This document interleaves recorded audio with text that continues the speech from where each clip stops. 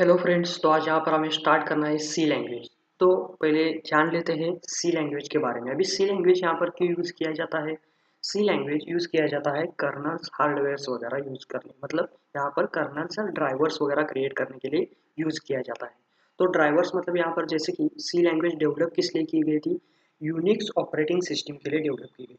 Unix operating system लेकिन अभी भी यहाँ पर यूज़ हो रही है। मतलब जो कुछ लाइब्रेरीज वगैरह जनरेट कर दी जाती है वो सी लैंग्वेज से कर दी जाती है। ओके, तो सी लैंग्वेज के बारे में पहले हिस्ट्री जान लेते हैं, उसके बाद हम देखेंगे आगे सी लैंग्वेज में हम क्या क्या टास्क परफॉर्म कर सकते हैं।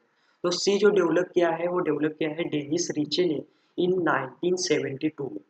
डेनिस रीचे ने 1972 में डेवलप किया है, जो बेल लेबोरेटरीज ऑफ AT&T, मतलब जो अब बेल लेबोरेटरीज है यूएसए में, जिसमें AT&T मतलब उसका मीनिंग होता है आपका American telephone and telegraph. Bell laboratories of USA at AT&T American telephone and telegraph, जिससे यूज होता है इसी लैंग्वेज की directly interact with hardware devices. क्यों हार्डवेयर डिवाइसेस? जैसे कि लाइब्रेरीज, ड्राइवर्स, कर्नल्स वगैरह यूज होते हैं ऑपरेटिंग सिस्टम के लिए वगैरह। उसका यूज करके आप क्या कर सकते हो? कोड्स वगैरह क्रिएट कर सकते हो जो आपके सी लैंग्वेज में करने पड़ते हैं। तो नेक्स्ट देखते हैं फीचर्स। तो फीचर्स के बारे में देखने से पहले एक एग्जांपल लेते हैं। जैसे कि आप कोई नया मोबाइल लेने वाले हो, तो मोबाइल के बारे में जानने के लिए आप क्या कर लेते हो? पहले उसके फीचर्स देखते हो कि इसकी रैम क्या है, उसकी हार्डवेयर कैपेसिटी कितनी है, मतलब उसका स्टोरेज कितना है, कैमरा कैपेसिटी, कैमरा मेगापिक्सल कितना है उसका, उसके बारे में जान लेते हैं। तो पहले स्टार्ट करते हैं। फर्स्ट फीचर है सिंपल। तो सिंपल मतलब क्या होता है कि लैंग्वेज जो है सी लैंग्वेज सिंपल है। जैसे कि इसको स्ट्रक्चर वाइज प्रोग्रामिंग है, जैसे हेडर फाइल्स, उसके बाद आपका मेन मेथड और उसके अंदर का कोड। मतलब यहाँ पर सिंपल मतलब क्या हो सकता है? स्ट्रक्चर अप्रोच है जिसके अंदर आप फंक्शंस वगैरह क्रिएट कर सकते हो, डेटा टाइप्स वगैरह डिक्लेयर कर सकते हो। ओके, तो नेक्स्ट देखना है मशीन इंडिपेंडेंट और पोर्टेबल।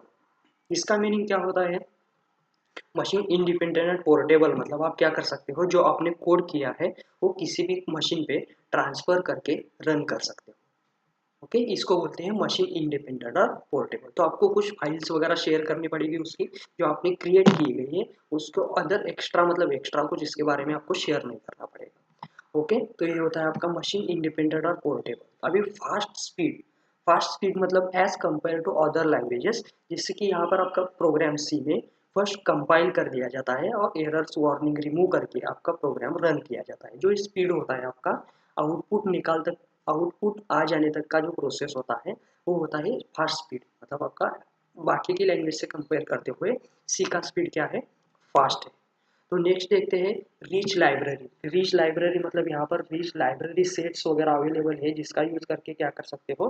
बिल्ट इन फंक्शंस भी, बिल्ट इन फंक्शंस है जिसका यूज करके आप डायरेक्टली फास्टली प्रोग्राम्स वगैरह कर सकते हो। नेक्स्ट है structured programming language. Structured programming language मतलब क्या कर सकते हैं आप? जो प्रोग्राम लिख रहे हो वो ब्रेक करके नंबर ऑफ पार्ट्स में क्रिएट कर दिया जाता है, जैसे कि हेडर फाइल्स, मेन मेथड और उसके अंदर का ब्लॉक। तो इस टाइप से आप क्या कर सकते हो? इसको स्ट्रक्चर्ड प्रोग्रामिंग लैंग्वेज बोल सकते हो।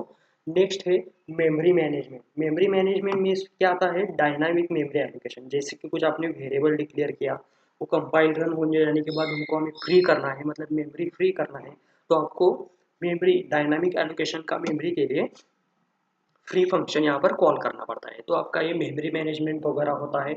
उसके बाद आता है आपका एक्सटेंसिबल। एक्सटेंसिबल मतलब क्या कर सकते हैं? यहाँ पर जो लैंग्वेज है सी लैंग्वेज, वो सी लैंग्वेज हमें क्या करते हैं? एक्सटेंसिबल मतलब एक न्यू फीचर इजीली एडप्ट कर लेती है वो, इसके लिए इसको एक्सटेंसिबल कहा जाता है। और उसके बाद हम देखेंगे अभी रिकर्शन। रिकर्शन मतलब क्या होता है कि we can call the function within the function. मतलब एक फंक्शन हम उसी फंक्शन में, वही फंक्शन हम उसी फंक्शन में कॉल कर सकते हैं, इसको रिकर्शन बोलते हैं। तो आगे भी देखेंगे हम इसके बारे में, कुछ प्रोग्राम्स वगैरह क्रिएट करने हैं हमें।